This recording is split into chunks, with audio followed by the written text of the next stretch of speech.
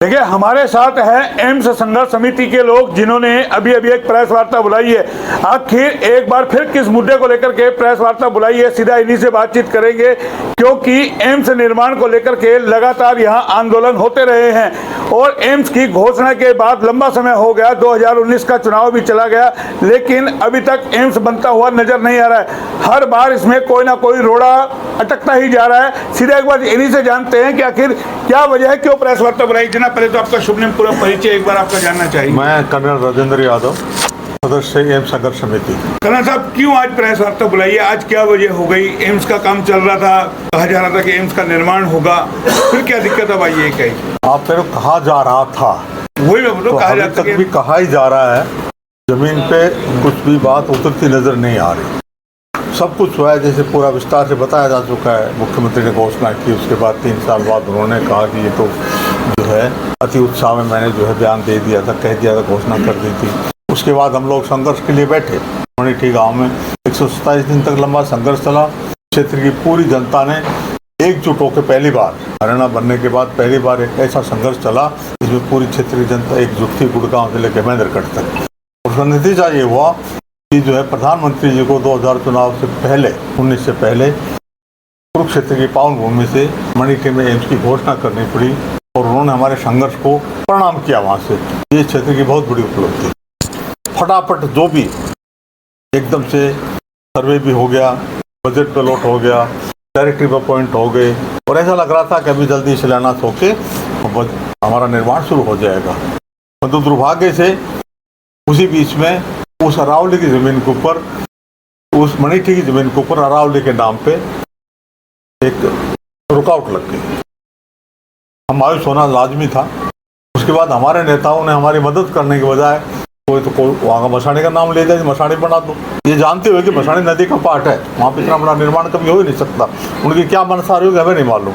जिस व्यक्ति को हमने 1 हफ्ते पहले, 10 दिन पहले इतने सम्मान के साथ बिना किसी सहयोग के बुला के पगड़ी पहनाया था, उस आदमी ने 1 सेकंड भी नहीं सोचा, हमसे बात भी नहीं की और मसाणी का नाम ले दी। कौन है वो सर? राव इंद्रजीत। अच्छा, तो यहाँ के केंद्रीय मंत्री हैं। तो क्या वो चाहते नहीं कि यहाँ एम्स बने? वो यदि बिनौला का रक्षा विश्वविद्यालय देखा जाए, पाली का स्कूल देखा जाए, उसको देखते उनकी बिल्कुल मनसा नहीं कि एम्स बने। इसमें कोई दो राय नहीं है, मैं इस पर कोई किसी बात की किंतु परंतु नहीं है। चलो, उसके बाद हमने जब उनकी ये बात तो उजागर की जनता के बीच में, उसके बाद में मसाणी का नाम उनकी जुबान पर नहीं है, बात खत्म हो गई। उसके बाद हमने प्रयास किया, तो पता किया तो मणिठी की जमीन पर जो अरावली के नाम पर रोक थी वो एक काल्पनिक थी, कोई कानून संगत नहीं थी। हमने वकीलों से बात की, बड़े बड़े लोगों से पूछा, परंतु उसके लिए आपको सुप्रीम कोर्ट जाना पड़ेगा। आपके पास कोई ऐसा व्यक्ति, राजनीतिक नेतृत्व तो था नहीं तो इस लड़ाई को कर लेता। अब उसका पगड़ी का हमें नुकसान क्या हुआ? राव नरवीर सिंह भी गद्दार नेता थे, वन मंत्री थे। जाहिर बात है उनके मन में कसक हुई। ये हमारी गलती थी कि हमने एक व्यक्ति को सम्मान किया। ठीक है, जब किसी ने भी सहयोग नहीं किया था या तो सभी को बुला कर सहयोग कर सम्मान देते, या हमारे जब बुजुर्ग माता पिता जो हमारे साथ इतने लंबे समय तक बैठे रहे, उठ कड़कड़ाती ठंड में, उनसे समापन करा लेते। हमसे गलती हुई है। तो उन्होंने बीच में जो है, वो वन मंत्री थे, जब जो भी फाइल आगे चली होगी उनकी टेबल से गुजरी होगी, वैसे तो हो नहीं सकता। परंतु उन्होंने भी कोई, वो उनकी आपस की लड़ाई और खामियाजा क्षेत्र भुगत रहे हैं, वो चुपचाप बैठ के अपनी। चलो, उसके बाद चलता रहा। उसके बाद कोरोना आदम, कोरोना आने के बाद वो प्रक्रिया ठप हो गई। उसके बाद हम सरकार से संपर्क करते रहे, चंडीगढ़ भी गए। खुल्लर साहब जो थे, प्रिंसिपल सेक्रेटरी थे जो मुख्यमंत्री के तत्कालीन, उन्होंने बहुत प्रयास किया, परंतु इधर से कोई, हमारे नेतृत्व की तरफ से कोई सहयोग नहीं मिला। चलो, उसके बाद जब हो गया काम तो हमने जो है फिर एक दिन डीसी से बात की, इसी के लेके कोरोना जब खत्म हो गया, तब उस टाइम जब जो है उस दिन इत्तेफाक से माजरा गांव के लोग, सरपंच साहब वगैरह 3-4 लोग हमारे साथ थे। डीसी ने उस टाइम चिंता व्यक्त की, तो प्रशासनिक अधिकारी क्या लेना देना, आज यहाँ कल चला जाएगा, ये हमारी एम्स जाएगी यदि हम जमीन मुहैया नहीं करा पाएंगे तो। चलो, हम बाहर आए, माजरा गाँव के लोगों से बात की। उन्होंने 2 दिन बाद हमें बताया कि हम जमीन देने के लिए तैयार हैं। अपने गाँव में से, अपने पंचायत के गाँव में SDM थे रविंद्र यादव 3 बार गए पंचायत की, और गाँव ने अपनी सहमति जता दी, उसमें कोई बात नहीं। उसके बाद फरसिया रोड़ा मुआवजे हम मांग रहे थे 50 लाख, सरकार दे रही थी 27 लाख। ये मुख्यमंत्री ने स्पष्ट कहा था हमें रिवार्डिंग, चलो वो बात चलती फिर हम आगे 40 लाख पे गाँव में इतनी महंगी ज़मीन जो NH में 1 करोड़ प्लस का हो रहा है, और उन्होंने 40 लाख में सहमति दी।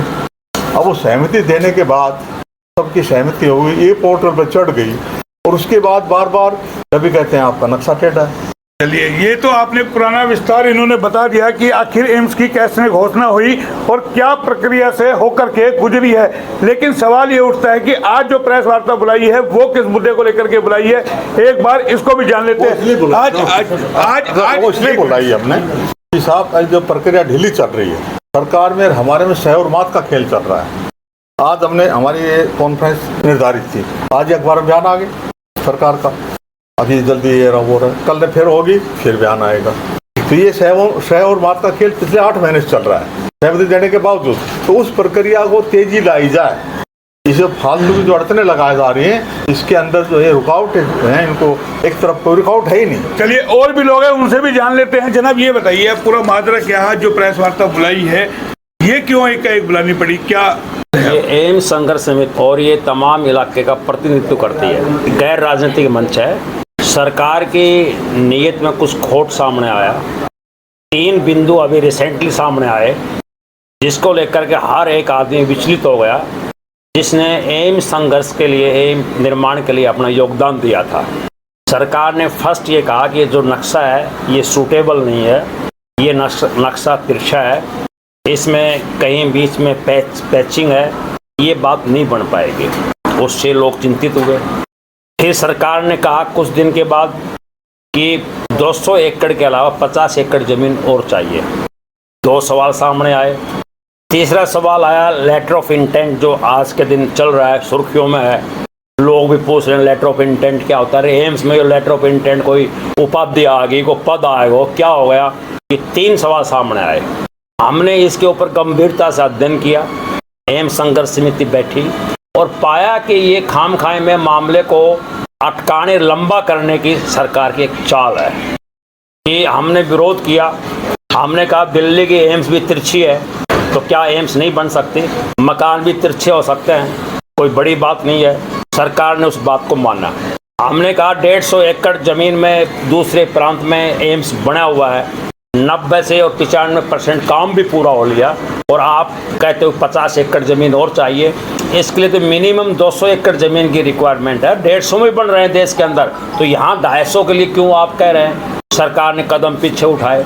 फिर लेटर ऑफ इंटेंट लेकर आ गए। लेटर ऑफ इंटेंट का मतलब है कि आप सहमति लेंगे कि मैं अपनी ज़मीन दे रहा हूँ। सहमति तो हम दे चुके हैं, 40 लाख प्रति एकड़ के हिसाब से सहमति हो चुकी है, SCO मिलने की बात हो चुकी है, ई पोर्टल पर ज़मीन चढ़ा दिए, एम्स के लिए हम देंगे। इससे बड़ी और सहमति क्या होगी? अब लेटर ऑफ इंटेंट के सबके को शेयर के हिस्सेदारों के दस्तक होंगे, फिर उन दस्तक के बाद फिर उनको वेरीफाई किया जाएगा, फिर 6 महीने 4 महीने दस्तक का दौर चलेगा, कोई बुआ कभी आएगी नहीं आएगी, शब्दों में बात करें तो नहीं हो पाएगा। परेशानी ये है कि हमको स्वास्थ्य चाहिए, हमारे बड़े बूढ़ों को इलाज चाहिए और एम्स बढ़ने चाहिए। सरकार अगर एम्स के प्रति मनसा, हमारे नेताओं की सरकार की अगर नीयत सही है, नीयत में खोट नहीं है, तो ऐसी कोई बाधा नहीं है जो इसको लंबा खींचा जाए। चुनाव के मकसद से इसको लंबा किया जा रहा है, ये चुनावी राजनीति का खेल इसको बनाया जा रहा है। हमने ये बात समझ ली, इसका हम विरोध कर रहे हैं। तो अब आगे क्या आपकी रणनीति होगी इसको अभी आगे एक ही रास्ता हमारे पास, तो संघर्ष समिति एक आंदोलन का औजार है। आंदोलन से इसकी घोषणा करवाई थी, आंदोलन इसको बनाएंगे। 26 तारीख को मीटिंग करेंगे, बड़ी मीटिंग। एम्स संघर्ष समिति के अलावा और लोग आएंगे और निर्णायक फैसले लिए जाएंगे और सरकार को आंदोलन के दबाव में लाया जाएगा। और जब जनता एक होगी तो जनता की जीत होगी। जीत से घोषणा हुई थी और जीत से इसको निर्माण करवा के दम लगे। तो सुन लिया आपने, आंदोलन होगा 26 तारीख को। लेकिन जिस तरीके से जो ये एम्स की घोषणा के बाद से ये जो एम्स झटकोरे ले रहा है, कभी बनेगा कभी नहीं बनेगा, कभी ये चीज पूरी कीजिए, किस तरीके से सरकार यानी कि एम्स के नाम पर इलाके के साथ खेल रही है, उसी को लेकर के एम्स संघर्ष समिति 26 तारीख को आंदोलन करेगी।